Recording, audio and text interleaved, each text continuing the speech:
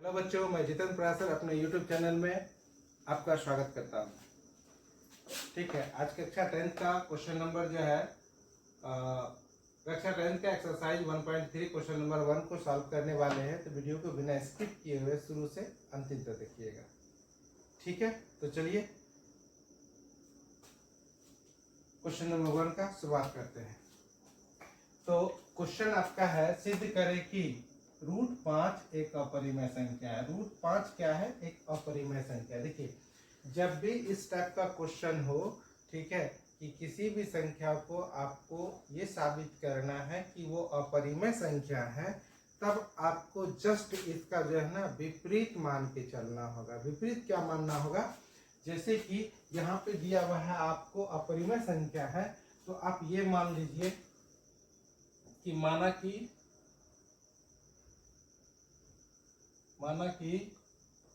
√5 एक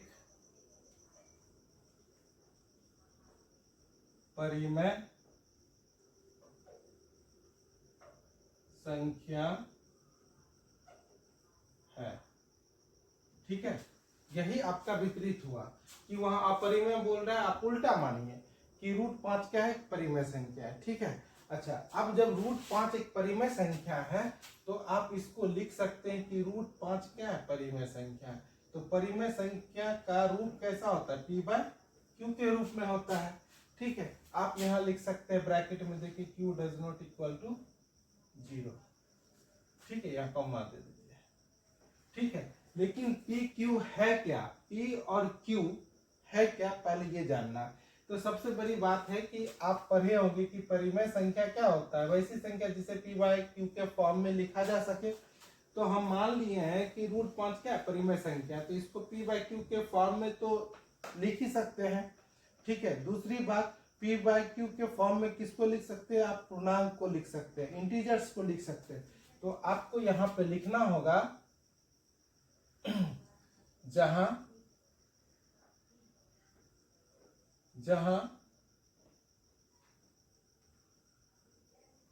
p और q एक पूर्णांक, एक क्या है? एक पूर्णांक है। क्या है? एक पूर्णांक है। ठीक है, p और q में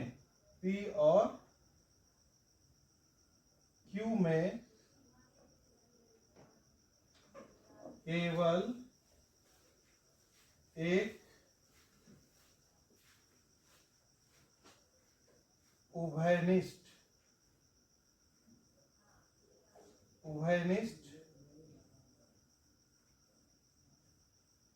गुणनखंड है। प्यारे बच्चे, यहाँ पे आप ध्यान दीजिएगा। ठीक है, p और q क्या है? पूर्णांक है। p/q के फॉर्म में आप लिख सकते हैं। ठीक है, तो p और q में क्या बताया जा रहा है कि केवल एक उभयनिष्ठ गुणनखंड है। p और q में केवल एक उभयनिष्ठ गुणनखंड है। इसका मतलब क्या हुआ? इसका मतलब ये हुआ कि p/q जो है ना, p/q जो है वो क्या है? एक सरलतम रूप में। क्या है? एक सरलतम रूप में, भिन्न का सरलतम रूप है। क्या है ये? भिन्न का सरलतम रूप है। भिन्न का क्या है ये? भिन्न का सरलतम रूप है। भिन्न का क्या है?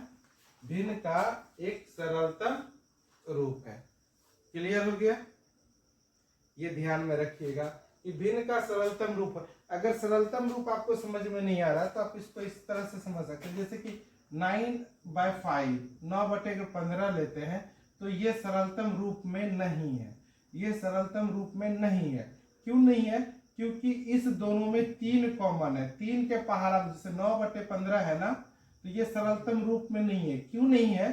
क्योंकि इसमें एक के अलावा और भी गुणनखंड है। वो क्या है? 3 है। 3 के पहाड़ा में ये 3 बार में मिल जाएगा 9, और ये 5 बार में मिल जाएगा। अतः ये जो है ना 9/15 जो है वो सरलतम रूप में नहीं है। सरलतम रूप इसका क्या होगा? 3/5 होगा। क्या होगा? 3/5। अब इसमें देखिए, उभयनिष्ठ गुणनखंड केवल एक ही मिलेगा। अर्थात अगर आपको कोई ये बता दे कि सरलतम रूप में जहां पे, जैसे हम लिखे जहां p और q केवल एक पूर्णांक है, ठीक है, और p और q में केवल एक उभयनिष्ठ गुणनखंड ना लिख करके ये लिख दे, ठीक है, कि p और q एक सरलतम रूप में है, तब भी सही होगा, आपको कंफ्यूज होने का जरूरत नहीं है।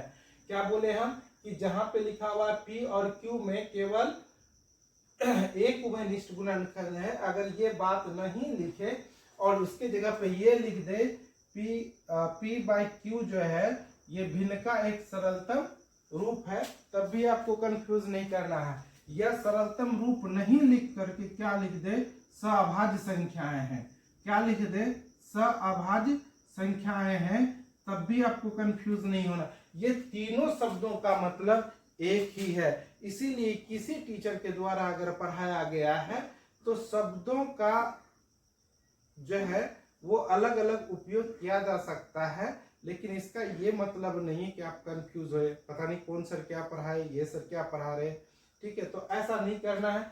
आप सरलतम रूप भी लिख सकते हैं, p और q जो है एक सरलतम भिन्न के रूप में है, या आप ये भी लिख सकते हैं, या p और q क्या है, सअभाज्य संख्याएं हैं, ये भी लिख सकते हैं, तीनों अपने अपने जगह पे सही है। क्लियर है? तो चलिए आगे हम शुरू करते हैं इसको, कि अगर ये p बाई क्यू के फॉर्म में है तो दोनों तरफ अगर हम इसका स्क्वायर कर दें, ठीक है, p का स्क्वायर कर देंगे, q का भी स्क्वायर कर देंगे, स्क्वायर खत्म, रूट खत्म, तो ये p स्क्वायर हो गया और ये q स्क्वायर हो गया। अगर इसके नीचे कुछ नहीं तो एक मान लेते हैं, ठीक है, एक मान लिए, तो यहाँ पे देखिए आप p को एक से गुना करें, क्रॉस मल्टीप्लीकेशन करा देते हैं, तो p स्क्वायर हम लिख सकते हैं इज इक्वल टू p का square is equal to 5q का स्क्वायर लिख सकते हैं। इसका मतलब ये हुआ कि जैसे आपको ध्यान से आपको समझना है, इसका मतलब क्या हुआ कि p स्क्वायर जो है ना, जैसे कि अब मान के चलिए 4 का स्क्वायर है, या फिर छोटा शब्द लेते हैं, आपको ज्यादा समझ में आएगा, छोटा संख्या लेते हैं, जैसे 2 का स्क्वायर है, ठीक है, और यहां पर लिख दे हम 2 का स्क्वायर है, जैसे यहाँ पे 4 इंटू 6 का स्क्वायर कर दे, 6 का स्क्वायर कर दे, ठीक है, अगर ऐसा कर दे हम, ठीक है, तो आप देखेंगे, ठीक है, कि ये जो है ना 2 जो है, ठीक है,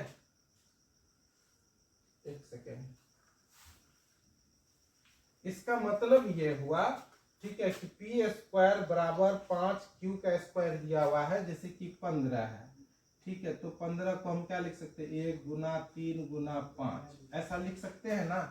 तो इसका मतलब है कि 15 जो है 1 से भी कटेगा, 3 से भी कटेगा और 5 से भी कटेगा, तो यहाँ पे हम इसको लिख सकते हैं कि 5 जो है वो p स्क्वायर को क्या चीज से विभाजित करेगा, 5 जो है वो p स्क्वायर को, 5 क्या है, p स्क्वायर को विभाजित करता है, क्या करता है, विभाजित करता है, विभाजित करता है, ये बात समझ में आया। जब 5 p स्क्वायर को विभाजित करेगा तो निश्चित रूप से समझिएगा 5 जो है वो p को भी विभाजित करेगा, ठीक है, विभाजित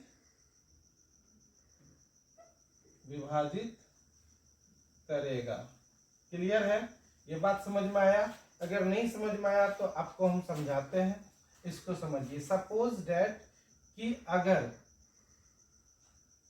5 जो है p स्क्वायर को विभाजित करता है, मान के चलिए कि p स्क्वायर, जैसे मान के चलिए 10 का स्क्वायर है और यहाँ पे 5 लिखा हुआ है, तो 5 जो है वो 10 का स्क्वायर कितना हुआ, 10 का स्क्वायर कितना हुआ, 100 हो गया, लिखेंगे।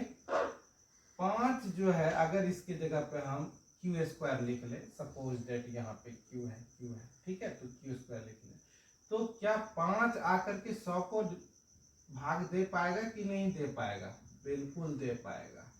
कितने बार में? 20 बार में। ठीक है, तो देखिए 10 का स्क्वायर कितना हुआ? 100। तो कहने का मतलब क्या है कि p जो है वो 5 जो है वो p के स्क्वायर को विभाजित करता है। तो उसी प्रकार से हम उसी का एग्जांपल समझा रहे हैं कि 5 जो है वो 10 के स्क्वायर को विभाजित करेगा 20 बार में, 10 के स्क्वायर को। तो क्या 5 जो है वो 10 को विभाजित नहीं करेगा जी? करेगा कि नहीं करेगा? बिल्कुल करेगा। 5 जो है वो 10 को विभाजित करेगा कि नहीं करेगा? 2 बार में करेगा। तो उसी बातों को हमने ये लिखा है। ठीक है, तो अब आपको समझ में आ गया होगा कि इतना लिखने का क्या मतलब है। इसका लिखने का मतलब ये है कि 5 जो है वो p स्क्वायर को विभाजित करेगा। कैसे करेगा?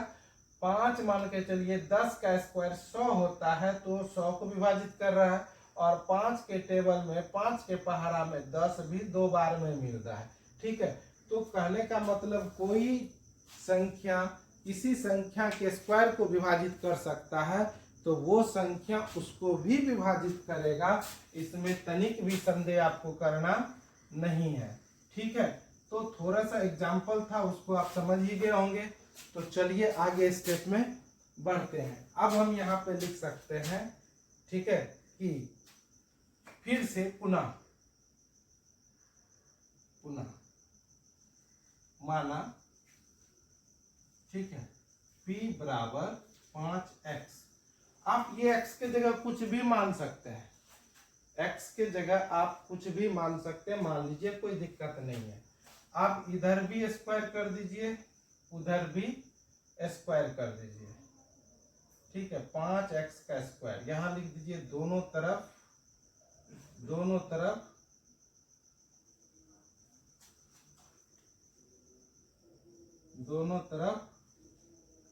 वर्ग करने पर, दोनों तरफ वर्ग करने पर, दोनों तरफ हम वर्ग कर दिए। ठीक है, अब यहाँ पे आपको ध्यान देना होगा, सॉरी यहाँ पे छूट गया, दोनों तरफ वर्ग करने पर, ये चीज यहाँ पे छूट गया, हम नीचे लिख देते हैं। आप ध्यान दीजिएगा, दोनों तरफ वर्ग करने पर, आप लिख लीजिएगा, दोनों तरफ वर्ग करने पर। ध्यान से समझिएगा, ये वाला जो दोनों तरफ वर्ग किए हैं, ये इसके सामने में होना चाहिए था। ध्यान से, मेरा उतर गया था, इसलिए हम छोड़ दिए। चलिए हम इसको सही ही कर देते हैं। ठीक है, हम इसको फिर से सही कर देते हैं, नहीं तो आप लोग छापने में गलती कर सकते हैं। ठीक है,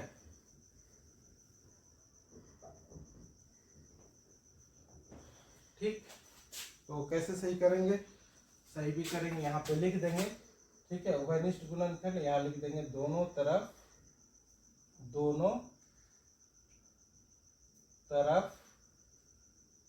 वर्ग करने पर, दोनों तरफ वर्ग करने पर, ये इसका हुआ। ठीक है, अब यहां से इसमें हम थोड़ा सा चेंजिंग करते हैं।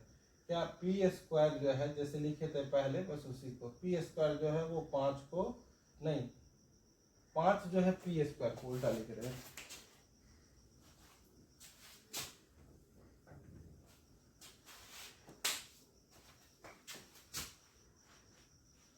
पांच पी स्क्वायर को विभाजित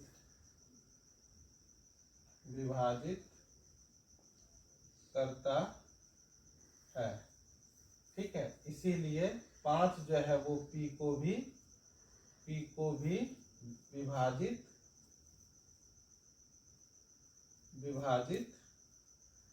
करेगा।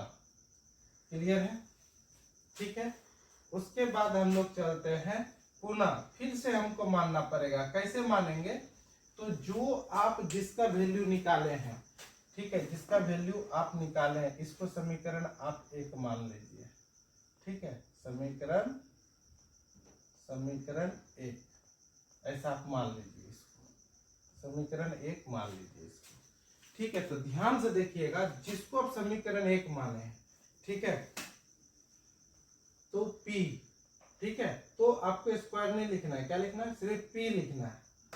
ठीक है, क्या लिखना है आपको? P लिखना है। ठीक है। और जो भी आपका संख्या रहेगा, जैसे रूट 5 है तो रूट को हटा देना, तो p यहां से ले लेना है, ठीक है, और इस पर से रूट हटा के 5 ले लेना है, ठीक है, और दोनों तरफ वर्ग कर देना। दोनों तरफ क्या कर देना है? वर्ग कर देना है। वर्ग करने पर क्या आएगा, ये देखिए कि दोनों तरफ वर्ग किए तो यहाँ पे पी स्क्वायर आएगा और ये 25 एक्स स्क्वायर आएगा। क्लियर है? आएगा कि नहीं आएगा? ठीक है, आएगा। तो यहाँ पर आप क्या कीजिए, पी स्क्वायर का वैल्यू क्या है? पी स्क्वायर का वैल्यू है 5q और यहाँ पर आ गया 25 एक्स स्क्वायर। बात समझ रहे हैं कि नहीं? यहाँ पे आपको लिख दीजिए समीकरण 1 से पी स्क्वायर बराबर 5q का स्क्वायर, ये आप लिख लीजिए, ठीक है। अब क्यू स्क्वायर तो आप यहाँ पे लिख सकते हैं क्या, इसको जस्ट देख लीजिए यहाँ पे कि 5, ठीक है, 5 को उधर ले जाइए, ठीक है, क्यू स्क्वायर बराबर क्या आएगा, 25 एक्स का स्क्वायर बटे 5, कट जाएगा कितना बार में, 5 बार में, तो क्यू स्क्वायर बराबर 5 एक्स स्क्वायर, ठीक है। तो यहाँ पे जो आप लिखे हैं, यहाँ पे जैसे लिखे ठीक उसी प्रकार से देखिए, 5 जो है क्यू स्क्वायर को विभाजित करेगा, क्योंकि 5 क्या है, क्यू स्क्वायर को विभाजित करेगा, 5 क्यू स्क्वायर को विभाजित करता है, विभाजित करता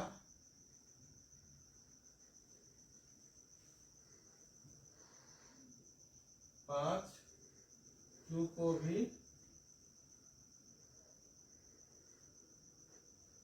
विभाजित करेगा। 5 जो है वो क्यू को भी विभाजित करेगा। क्लियर है? 5 जो है क्यू स्क्वायर को विभाजित करेगा, इसीलिए 5 जो है वो क्यू को भी विभाजित करेगा। देखिए अब यहाँ से आपको समझ में आना चाहिए ये बात कि हमने क्या बताया था कि P और Q क्या है, पूर्णांक है। P और Q में केवल एक का मतलब है कि ये सरलतम भिन्नमय है, और ये वाला एक, दोनों में जैसे अभी बताया था ना 3/5, ये किसी भी पारा से कटने वाला नहीं है, दोनों में अगर भाग लगेगा तो केवल एक से लगेगा, अर्थात ये सरलतम रूप में है। क्या चीज में है? सरलतम रूप में है, ठीक है।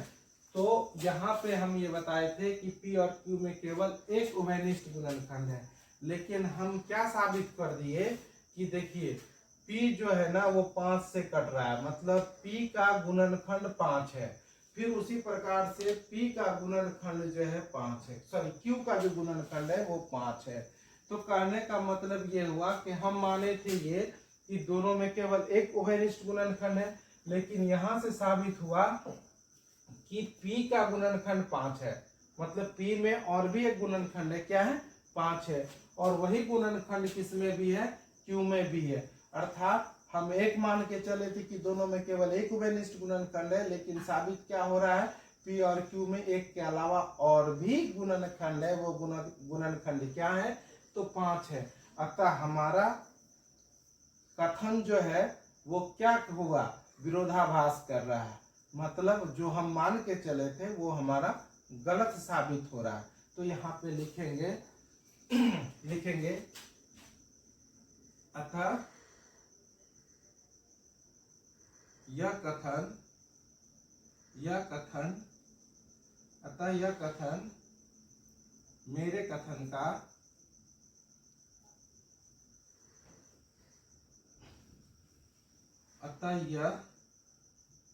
मेरे कथन का मेरे कथन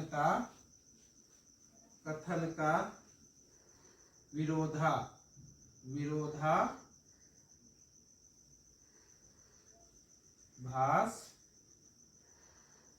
करता है। अतः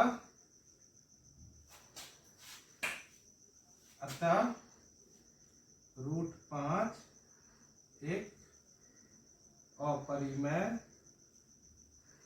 अपरिमेय संख्या